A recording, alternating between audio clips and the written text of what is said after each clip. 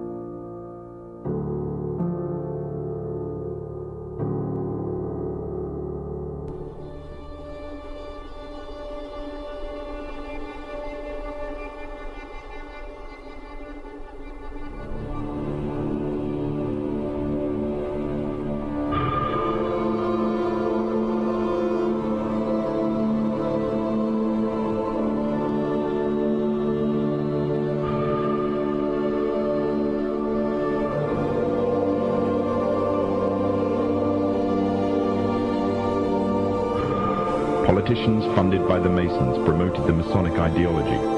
The secret lodges of the Masons were open to members of the French army. High-ranking officers and generals were indoctrinated to the Freemasons' way of thinking.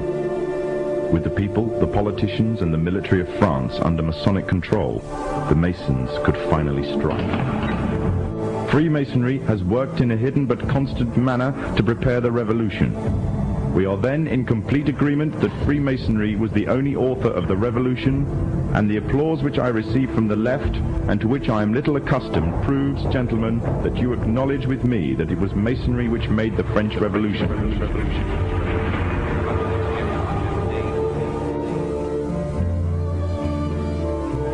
When the so-called founding fathers of America landed on Plymouth Rock, not only did they bring with them disfranchised people, they also brought the Freemasonic elements of Europe.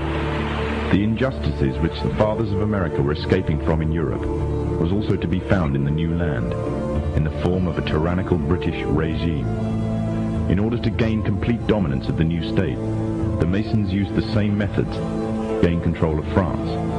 Although the British monarchy was run by the Masons, the American War of Independence was a necessary action, and the people involved in the war were expendable for the Masons to fulfill their dream.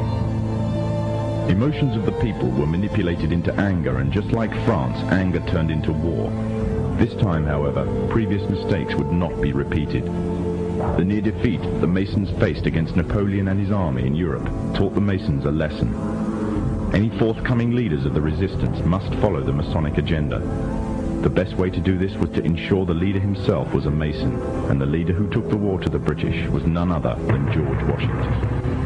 On the 4th of July, 1776, the Declaration of Independence was made. On the 17th of October, 1781, the British were finally defeated and surrendered the colonies to the Americans, and the world's first Masonic state was born, a nation that would represent Masonry in every way.